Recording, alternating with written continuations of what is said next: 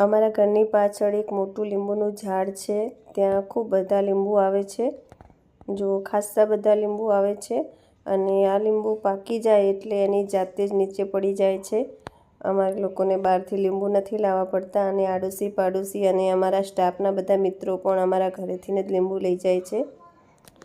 અને આ રીતે ખાસ્સા બધા દિવસના ખાસ્સા બધા લીંબુ નીચે પડે છે। જો એકદમ પીળા પીળા લીંબુ છે।